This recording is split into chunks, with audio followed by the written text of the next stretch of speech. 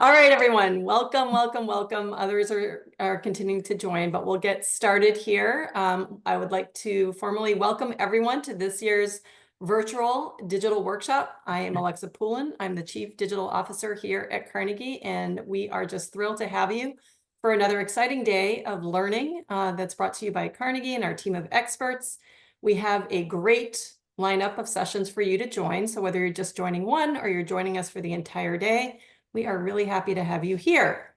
Before we get started and kick off our first session here with Amy of advertising in the age of social media restrictions for minors, I have just a couple of housekeeping items if you want to click to that slide so people can visualize that, Amy, that would be great. All our sessions will be recorded. We'll share out the links, of course, at the end of the week, so keep your eye on your inbox. If you have any questions throughout the session for Amy, please use the Zoom chat for all your questions versus the Whova app. This will help Amy and myself and other support team members to efficiently respond to your questions. If there's time remaining at the end, Amy will answer as many questions as she can. If you need any help or just general workshop questions or technical issues, anything like that, you can email our support team using conferences@carnegiehighered.com or message us through the Whova Ask Organizers Anything section of the community board.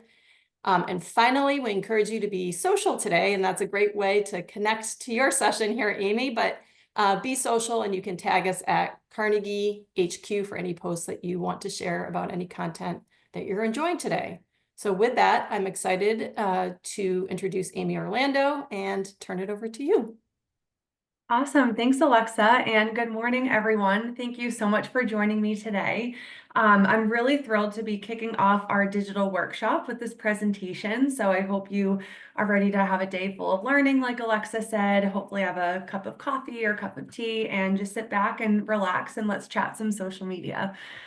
So today we're going to be diving into the world of social media advertising, specifically how new restrictions for minors are really shaping our strategies. But as I'm presenting this deck today, I really want you to think about this key takeaway that despite these restrictions that we'll talk about, you can and absolutely should reach those undergraduate prospects online. And there's a way for us to do this effectively, ethically, and successfully, and I'm here to show you how. So quick intro about me. My name is Amy Orlando. I'm director of our social media team here at Carnegie. And I have almost a decade of working in higher ed education marketing. So I got my start in-house working at a small university in New England in their marketing department. So I'm sure a lot of you on this call can relate to this. Spent my days working on digital marketing campaigns, countless hours in Slate building queries and reports and email flows, designing the print pieces, working with deans and program directors and admissions staff and now really honing in on my passion for digital marketing and specifically the social media side of things here at Carnegie. So with all of that, here's what we'll cover today. We'll start with an intro to social media safety and just what the current landscape looks like for users under 18. Then we'll dive into platform-specific safety features. So we'll be chatting through Meta, so Facebook and Instagram, TikTok, Snapchat, and LinkedIn as well. Then we'll spend some time just talking about best practices given these platform restrictions. How can we meet our goals? I included some FAQs that we'll go through and then hopefully have some time at the end for a question and answer conversation. So with that, would like to just start with a quick poll. So we know that users and that social media is huge today for users under 18, but that wasn't always the case, right? So I would love for you to take a moment to answer, how old were you when you signed up for your first social media account? So yes, AIM screen names and MySpace count. So as you are filling out this poll, just want to give an opportunity too for some interaction in the chat. If you're comfortable, I would love just for you to drop, if you remember your screen name or your first screen name in the chat here. Mine was Zabby12. My maiden name is Zablak, and I remember thinking that I was so creative for coming up with that screen name. So definitely a good opportunity for a laugh there. Lindsay, But how are we doing on the, oh, here we go. We're getting the poll yeah, answers coming in. It so it looks looks like like 13 to 17 is winning the race here at 38%. Awesome. And that ties in perfectly with our presentation and a little bit of a mixed bag for some older and younger ages as well. So as I cover the social media landscape and some high level stats on these next few slides, just think about how different social media was when you first signed up compared to what it looks like today. So we'll start with an intro of what our social media landscape actually looks like. So social media platforms are facing more restrictions than ever, right? I included some headlines here that really highlight recent developments. So with increased social media usage amongst teens, platforms are really under growing pressure to enhance safety measures and just to limit how advertisers can engage with minors. But with that, the crucial point to take away is that these restrictions don't mean that we can't reach this audience. It just means that we have to be smarter, more strategic, and work with experienced partners who understand that landscape. So why are these changes happening? The conversation around social media and its impact on younger users has really intensified, especially over the past few years. And it's intensified mostly just in terms of growing concerns about mental health, cognitive development, and just overall well-being. And some stakeholders are pushing for stronger protection. So a great example of this is this quote that I included from the president of the American Medical Association, really emphasizing both the benefits but also the risks of social media. So I think the main takeaway here is that since regulations are evolving, we as advertisers must evolve with them. And one of those key stakeholders included in this conversation is actually the US Surgeon General. There's been a huge push for safety. So we can see here the US Surgeon General is really advocating for a multi-stakeholder approach to make sure that social media is safe. So everyone from policymakers, tech companies, parents, children themselves, and also researchers are involved. So while this means tighter regulations, it also presents an opportunity for us working in the higher education space really to be leading with responsibility and innovation. And this is really important because teens are spending more time online than they ever have before.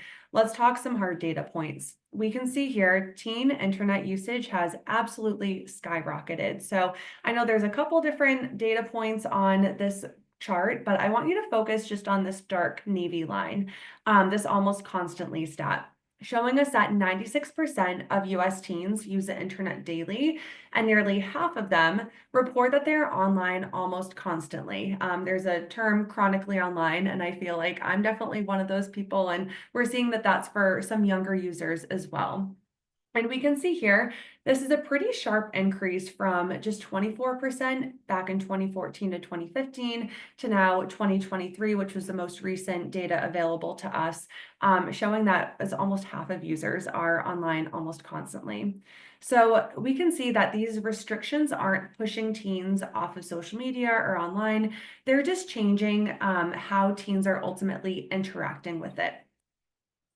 So of that time spent online, the majority of that time is spent on social media. So not only are teens spending more time online, we're seeing that they're spending the majority of their time on platforms like TikTok, Snapchat, Instagram, and this is really dominating their screen time. So we're seeing that especially through social media platforms, it's where teens are engaging, where they're exploring, where they're researching their future. And when teens are researching their future, college is included. So what does that mean for us, right? As a higher education advertisers, especially for those traditional four-year institutions where the target audience are those teens under 18, what does that mean and how does that impact the work that we're doing? So ultimately, it comes down to just making sure that we're balancing engagement with responsibility. And a couple ways to do this are first, just making sure that we're focusing on regulatory compliance. So thinking of laws like the Children's Online Privacy Protection Act, thinking of state level restrictions like in Florida and Louisiana that we saw in one of the previous slides, can really impose some strict regulations, but even within these rules, we have some effective ways to reach our audience, which I'll get into later in the presentation. Another huge thing here is just building trust and then institutional integrity. So really strengthening trust amongst our users with clearly communicating data policies, whether that's internally or with our key audiences, adapting to platform restrictions, so embracing them and finding ways to work with them and work around them. And then also just aligning our strategies with student well-being, making sure that we're keeping these users first and foremost. So with that in mind, we'll dive into some platform-specific safety features. As mentioned earlier, we'll cover kind of the big four. So Meta, which covers both Facebook and Instagram, Snapchat, TikTok, and LinkedIn. And I would say all of these platforms have similar but also different approaches to safety and safety for users under 18. And understanding them and the key differences is really key to developing effective campaigns and reaching our target audiences. So we'll kick it off with Meta. As mentioned earlier, Meta owns both Facebook and Instagram.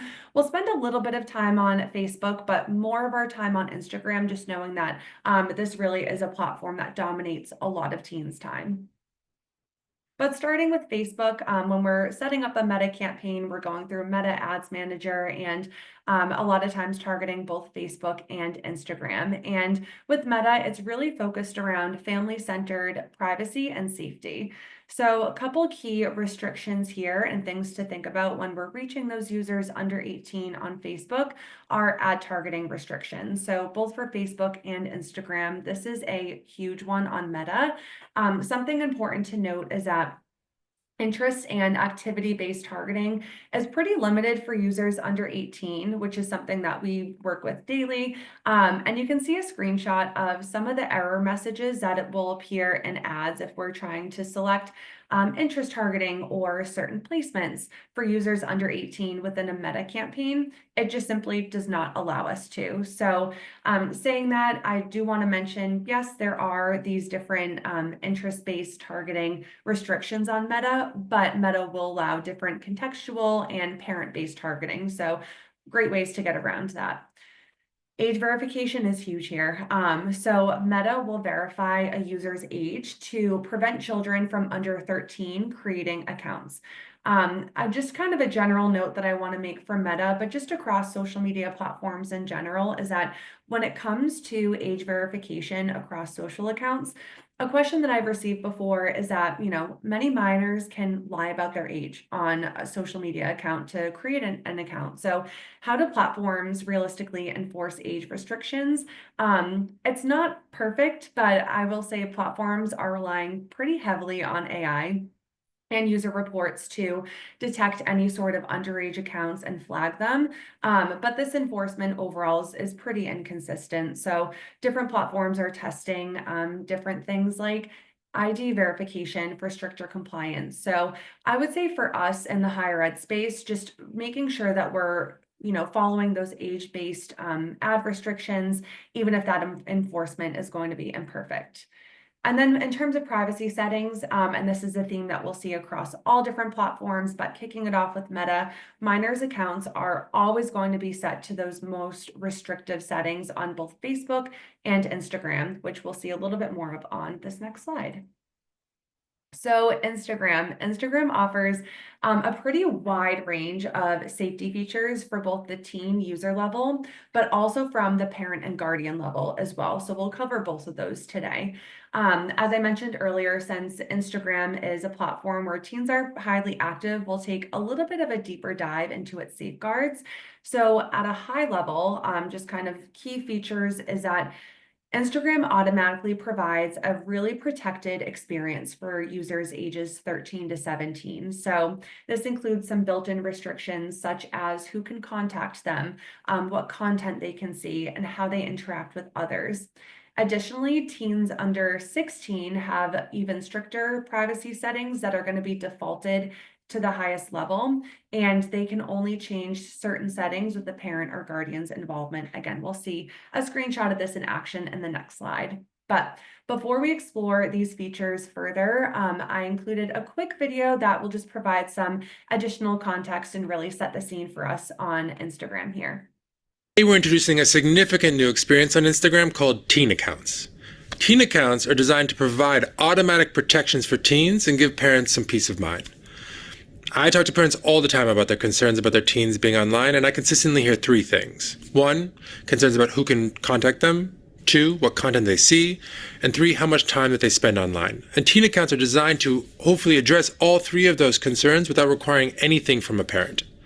Now, the way it works is starting today, we're going to move teens automatically into teen accounts, which are going to have a set of more restrictive and protected settings.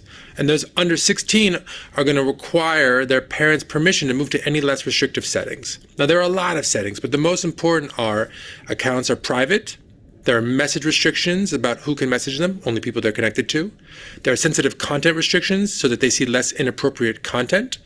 And we will remind them to leave Instagram once they hit 60 minutes for the day. And on top of that, there's new topics that they can use to express themselves on Instagram, and the parents can see those topics. And for those parents who want to be more involved, there's more robust parental controls. Now, if you're asking, what about teens who lie about their age, we've thought of that, and we're actively working on ways to give those who lie about their age protected settings as well. Now, I'm a dad, and this is a significant change to Instagram and one that I'm personally very proud of, but let me know down below in the comments what you think. Peace. Today, we're introducing a significant I included some comments here too, but we can see that the overall sentiment is pretty positive for this change, which I think is great to see overall. Today, we're introducing So let's break down some of these key safety features that were briefly mentioned in the video. Rather than just listing them, I thought it would be the most helpful just to show some screenshots of what they actually look like in the platform. So as was mentioned in the video and earlier in the presentation, there are both Instagram teen accounts, and then parents and guardians also have some control over the type of content and just Instagram accounts that teens can have. So let's kick it off from the teen experience, then we'll go into the parent and guardian experience. So what some of these features look like in platform, and we'll start with this screenshot over here on the left, is that teen accounts will automatically hide potentially offensive content. So what that means is that teen accounts, so users under 18, will limit exposure to any harmful or inappropriate content. So what that means is by default, to any sort of tags, mentions, and content remixing are restricted to only people that teens follow, reducing any sort of unwanted interactions from strangers. And this is huge, right? It's ultimately making the app an even safer place for students and prospective students to be, and all around a safer place for teens to be, which is great. So with these types of restrictions in terms of, who teens can follow, I would say that's just another push to have the really strong, engaging content on your school pages. That way, you're able to serve this type of content to teens and just making sure that they're following you. Daily time impacts. This feature is available to all users, which I think is great, but especially for teens, it's particularly impactful. So teens will receive a notification reminding them to close the app once they've reached their daily set time limit. Teen accounts will also get an automatic reminder to close Instagram after they've been scrolling or using it for 60 minutes per day. And I would say as advertisers, this is a key takeaway. So making sure that our creative and anything that we're promoting is highly engaging and impactful to making sure that we're gaining our teen accounts and gaining our teens' attention pretty quickly. Next, sleep mode. So another built-in safeguard, sleep mode automatically activates from 10 p.m. to 7 a.m., which we can see in the screenshot here for teen accounts. And during this time, notifications are muted. So auto replies are enabled for messages and users are being promoted to close the app. So this just helps encourage better digital well-being and then also helps reduce any of that late night scrolling and late night social media usage. And then last but not least, exploring interests. So teens can actively choose topics that they're interested in, which really helps tailor their platform and their algorithm to show more relevant content that aligns with their interests. While these features are all automatically toggled on for teens, it is important to note that they can turn it off. So if a teen wants to turn off sleep mode or adjust those hours, they can absolutely do that. And with that in mind, whether or not teens are consistently using these new features, that's another question.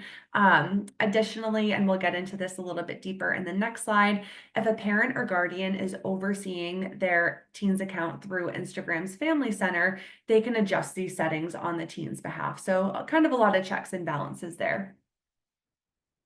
So in terms of parental controls, Instagram offers these and different tools for parents and guardians to monitor and manage their child's experience through the Family Center. So again, figured it would be helpful here just to show what this actually looks like in platform. So again, starting on the left, first one here is restricted messaging. So parents can make sure that their teens are only receiving DMs or direct messages from accounts that they follow. Going on to account-based and age-based content moderation, just making sure that parents can filter content based on sensitivity levels, so less sensitive content or more standard sensitive content. Restricted comments and time limits are great, right? So like the teen settings, but this also has the added parental oversight where parents and guardians can set and enforce daily time limits directly within the app. Manage time on app. Again, notifications will be muted once those limits are exceeded, and friends of your teen will also see that the user is in sleep mode, so signaling that they're unavailable and potentially not reach out to them at that time. And then similar here, account privacy. Parents can make sure that their teen's account is private by default, just providing an extra layer of protection. So at a very high level, I would say key takeaways for Meta is that Facebook and Instagram is a pretty safe place for teens to be, and really should feel good about advertising on this space, especially with Instagram when we are talking about those younger users.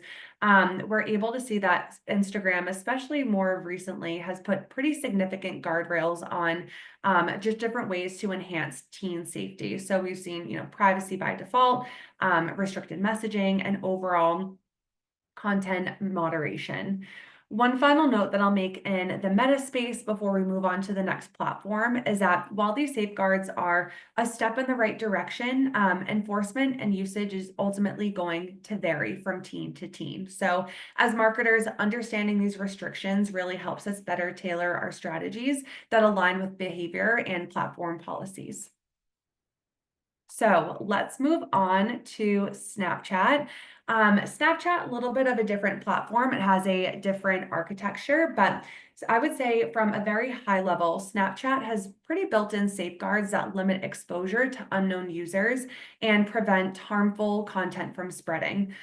So with the layout of the app, it really inherently promotes some safer user interactions, really making this an excellent platform for authentic student engagement.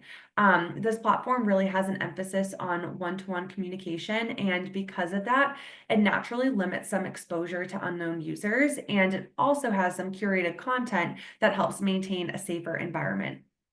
I linked this here, but Snapchat offers a parent's guide that has some safety tips and content controls, which I think is great. And by having it linked here, once you get access to this deck after this presentation, feel free to click through and just, read through some of the different safeguards that Snapchat has put in place and what they're recommending for parents and different ways that parents can make sure that their teen accounts are safe. Great segue here. I included a quick video that we'll watch today, just covering some other key features of Snapchat's parent safety tools through this video. To participate, let's take a look at a few key features. With Family Center, you can view your teen's friends list, see who they've been communicating with in the last 7 days, easily and confidentially report accounts you may be concerned about directly to our Trust and Safety team. These tools mirror the way parents engage with their teens in the real world. In the same way parents can't see or hear their teens' everyday personal and private communications, parents won't be able to view their teens' conversations or snaps. Plus, teens can check out a mirrored view of what their parents see on Family Center, so everyone's on the same page. We're committed to creating effective and thoughtful approaches to making sure Snapchat is as safe as possible for our community. Over the coming months, we'll be introducing additional features to our Family Center.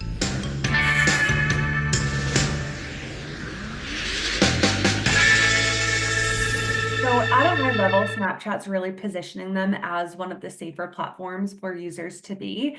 And they alluded here some, additional new exciting safety features that will be rolled out. Let's take a peek at what some of those actually are. Welcome back to Family Center, our in-app hub that offers tools and resources to help families better navigate the digital world together. We're expanding Family Center with new location sharing features to help families stay connected on the go. Let's take a look at what's new.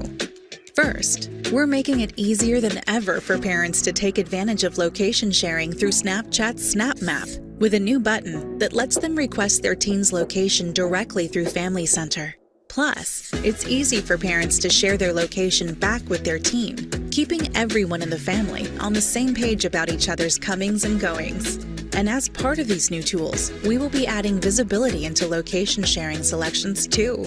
This will allow parents to see which friends their teens share their location with on SnapMap, helping families have informed conversations about what sharing choices work best for them. Finally, families will soon be able to choose up to 3 specific locations on the Snap Map, like home, school, or the gym, and parents will receive notifications when their teen departs from or arrives at those designated locations. These features will be rolling out over the coming weeks. It's important to remember that on Snapchat, location sharing is always off by default, and there is no option to ever share location with someone who is not an accepted friend. For teens who do share their location with all of their Snapchat friends, we're adding new in-app reminders to review their selections. Snapchatters will see a pop-up when they add a new friend who may be outside their real-world network, prompting them to be extra thoughtful about their settings. We're so excited to bring these free and conveniently available features to families and teens right where they are already communicating every day. To learn more about Family Center, head to parents.snapchat.com and look out for more updates coming to Family Center over the coming months. So definitely recommend monitoring that site on Snapchat. They're constantly rolling out new features, but I think some of the main takeaways here are that, especially with location privacy, that default location setting is off, keeping it a safe platform for teens to be. I also briefly mentioned the content curation piece of things. So there is a discover page in Snapchat, and it's regulated pretty strongly to filter out any harmful or inappropriate content. And then with misinformation control, this is a huge one here. In Snapchat, there isn't an open newsfeed, so that kind of helps limit some of that viral misinformation. So, TikTok, I want to first just address the elephant in the room, which is the TikTok ban, right? We all know it's been happening. It's been in the news a lot. So I just want to add a quick note here that while the platform, it's still up, it's still running, we'll see what happens. The app continues to offer some pretty strong safety measures for younger users. So despite these recent legal challenges, TikTok continues to really implement and introduce some pretty strong and strict safety measures for minors, which we'll dive into here. So similar to Snapchat's Parents Guide, TikTok has a Guardians Guide, which I've linked here, which has a bunch of safety tips and content controls. And definitely, again, once you get a copy of this deck, please feel free to click through, take a peek at it. And it's pretty interesting. This was created in 2021, given the platform's rapid growth amongst younger users, especially during peak COVID time. And before we dive into some of these features, just wanted to share a quick TikTok video that covers just overall safety on the platform.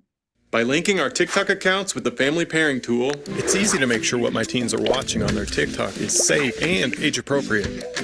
Just like family movie night. nope. Family pairing on TikTok. So family pairing is huge. It allows parents to control screen time and messaging access for their teens on TikTok, but also just helps monitor overall content shown to teens. Some of those additional safety features that are automatically toggled on for teens are private accounts by default for users under 16, which we've seen on some other platforms like Meta. Restricted messaging as well. So that helps prevent any sort of content or contact with unknown adults. There are also different feature restrictions for users under 18. So things like disabling duets or the stitch features can help maintain just overall user safety and privacy. And then content filtering, which helps limit just any sort of content and exposure to mature content. As I mentioned earlier, family pairing is a great option for protecting minors on TikTok. And TikTok has a bunch of videos similar to this one that we saw, just highlighting some of these other family pairing features. So if you're curious to check that out, those are all available through this Guardian Guide. Exciting update, there are By linking our TikTok also some new teen safety measures that were rolled out just a few weeks ago, this past March. So we're going to dive into a couple newer safety features that the platform recently introduced. The first one being is this time away setting. So this allows parents to schedule specific periods when teens can't access TikTok. So again, pretty similar to the meta side of things, but thinking of times like family meal time or school hours or even bedtime. Additionally, teens and parents can also view follower and following lists, as well as parents can monitor accounts that their teens has blocked. So that'll just kind of help facilitate and create more informed discussions about online interactions. Teens can also notify a trusted adult, so whether that's a parent or guardian or someone else, when they report any sort of content, even if family pairing isn't enabled. So again, just opening that conversation about safe interactions online. There are also default time limits on TikTok. So users under 18 have a default daily screen time limit of 60 minutes, and parents can customize daily screen time limits and require a passcode, which I think is a cool feature, for any additional usage beyond that set time limit. Few other features. I love this new feature. For users under 16, active after 10 p.m. their local time, TikTok will introduce this full screen prompt, which we can see here. That'll have calming music, encouraging breathing and mindfulness about late night usage. And if this is ignored, if they click this return for now section, a second more persistent message will open to kind of reinforce that reminder. Okay, you've been on TikTok for 2 hours. It's time to get off. And then last but not least, don't have a screenshot of it here, but there is also a new dedicated STEM feed. So new feed just for science, technology, engineering, and math content is now available in over 100 countries, the United States included, which is great. That helps, engage teens and more of that educational content on the platform. Next is LinkedIn. So we won't spend as much time here as we did on other platforms, but definitely still an important platform for us to chat through. So while LinkedIn is primarily for professionals, it is available for users 16 and older. So already showcasing some heightened safety there by not allowing any of those younger users on the platform. But some key privacy protections for 16 to 18-year-olds is this limited and restricted age requirement. There's also restricted ads and notifications, and then there are also some limited messaging capabilities. So LinkedIn is a great platform to reach those college-bound high school students exploring any sort of academic or career opportunities. It is important to note that because LinkedIn is more of that professional networking site with less younger users on it than other platforms, it makes sense, right, that they have less robust safety measures in place than the TikToks or the Snapchats of the world. So with all of that in mind, what are some best practices that we as higher education marketers can follow just to make sure that we're reaching our prospective students and utilizing this tool where we know teens are on social media more than any other platform, but how can we do that safely and effectively for our audience? So with all that in mind, before we dive into some of these best practices, I really just want to reiterate that these restrictions don't mean that we can't reach undergrad prospects. I think, in fact, it just reinforces why digital advertising is really so crucial. So important for us to really think through, what is our well-crafted strategy? How can we have a compliance-driven execution? And then for higher ed advertisers, really utilizing that expert agency guidance to ensure that we're continuing to connect with future students, both safely, but also meaningfully. So a couple different ways to do that. First and foremost, creating age-appropriate content. This is a huge one. So really focusing on engaging, educational, and community-driven content and campaigns that are also following privacy guidelines. So for example, a TikTok campaign highlighting campus traditions or student experiences can really help drive some of that stronger engagement on the platform. Next, this is a huge one, targeting parents, guardians, and those other key decision makers. We know that parents and guardians play and can play a really key role in college decision making, and they're active on social media, something that we've been talking with our TikTok reps a lot about over the past year, couple years, is Parent Talk or Parent TikTok. This has grown exponentially over the past few years, really showcasing that parents and guardians, they're on social media, so we should be targeting them too, right? And opening that conversation for them to open with their teens. So thinking about just campaigns and content, focusing on things that might resonate with this audience. So whether that's academic programs, financial aid, alumni stories, what interesting research are faculty doing, really showcasing that ROI of getting a degree at your institution can help appeal to the parents, the guardians, those other key stakeholders, and then they may share it with their children, right? I will say from a targeting perspective, there's of course more options. These platform restrictions don't apply to air quote older users, aka users that are 18 and older. But there's some great parent targeting options across platforms. So on Meta, you're able to target parents of teens ages 13 to 17. And at Carnegie, in collaboration with our partners at LinkedIn, we've been testing a new parent custom audience segment on LinkedIn, where we've been testing that out and have seen some really, really promising results with that audience on that, more professional networking space. So just something to think about in terms of who else we can target. Next, staying up to date on privacy policy changes. So as we've seen through this presentation, and I'm sure you've seen just by keeping up with current news, this space is evolving rapidly and it will continue to evolve rapidly. So this type of continuous education is really key. Definitely everyone on this webinar, give yourself a pat on the back. You're already doing an awesome job with this by attending this webinar. And as we know, social media platforms update constantly, right? So just staying informed is crucial, whether that's through attending webinars like this one, monitoring platform blogs. At Carnegie, we publish a bunch of blogs on this topic. I've linked a couple of them at the end of this presentation, policy updates, emergency privacy laws, just to make sure that your strategy is the strongest that it can be. And then last but not least, communicating with your institution. So just making sure that you're educating stakeholders on your team about platform restrictions, how they're affecting ad targeting, and then just setting realistic expectations while also just overall strategy of, all right, we know that on Meta, we can't use interest targeting for users under 18, but we can still reach that same audience on Meta by X, Y, and Z strategies.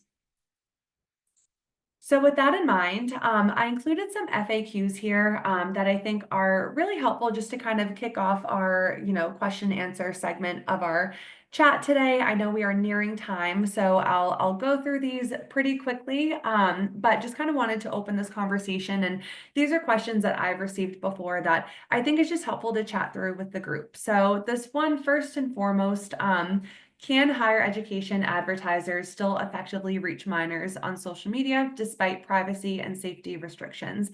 Absolutely. So one of the biggest concerns when it comes to advertising on social media today is that there are these increasing privacy protections for minors, but we can see that these additional safety measures that the social media platforms have laid out is really making sure that younger users are protected and having a safe experience on social media. And that's a good thing. But with that, I would just say key takeaway is that these protections don't mean that we can't reach our intended audience on social media. It just means that we have to be strategic about how we do it.